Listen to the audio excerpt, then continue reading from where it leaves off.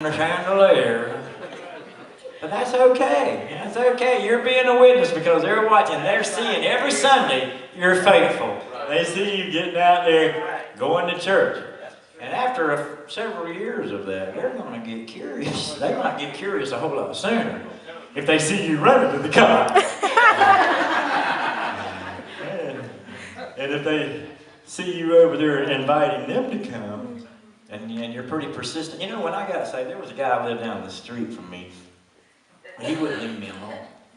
I mean, I was getting pretty irritated with the old boy.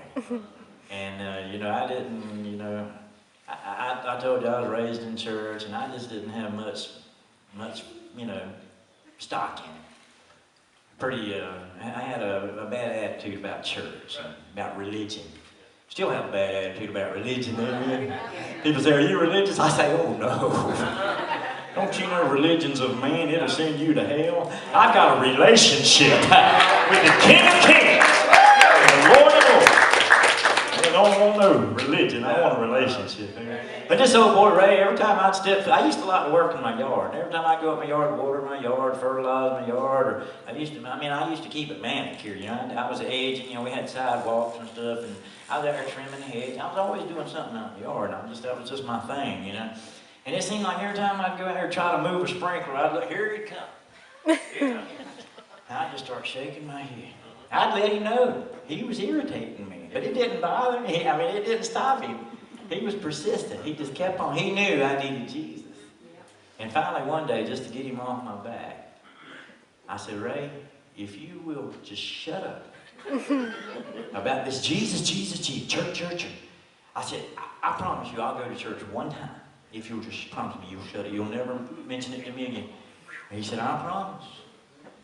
He said, I said, "Well, when do you want me to come?" He said, "Well, we're having a revival." I said, "Revival?" He said, "Yeah." Well, he didn't know I was raised in church. I thought I was pretty smart. So I said, "I tell you what, Ray."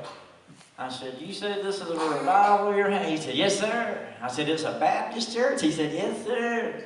I said, "I'll be there on Monday night. Won't be nobody there."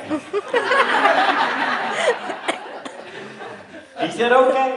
It was packed. I mean, there were about 1,000 jammed up in, and they saved me a seat right there on the second row. I thought, "Oh Lord, what have I got myself into?" There was a little guy up there, a little dark complected guy. I didn't know he was an Indian, but he was a little dark complected guy sitting up there. And he had his head down. He was looking at his Bible. I didn't pay much attention. I just, you know, for a fleeting moment, I just thought, "Man, what's this little guy sitting here reading his Bible for, you know?" But he never looked up to sit there looking at his Bible, looking at some notes he had. Boy, the choir started singing, and boy, they was jumping. Before I knew it, boy, I was bobbing my head. Doing the old Church of God. I thought, "Man, this ain't too bad. 30 minutes of this and I'm out of here, Jack." Then the music stopped. That little guy that was looking at the book, he got up. Walked over here behind the pulpit and he put the book on the pulpit. And when he opened up that book and he opened up his mouth, it's like the Spirit of God just slapped me and said, "Listen to him. He's got something that's real."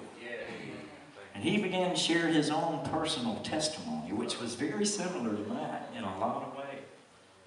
And as he began to speak, I realized he not only had something that was real, he had something I needed.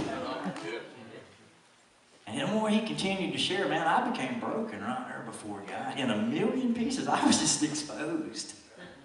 And I realized again, he not only had something I needed, he not only had something that was real, he had something I wanted. And before I left there, I got me some of it. And I ain't did a little bit.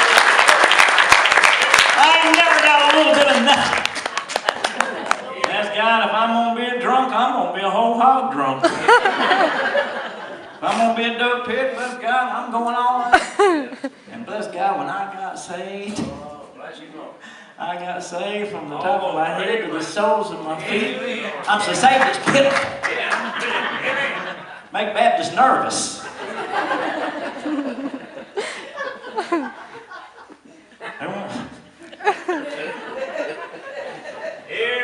I tell people I got saved in the Baptist church, and I can see them out there whispering, "Ain't no way he's a Baptist."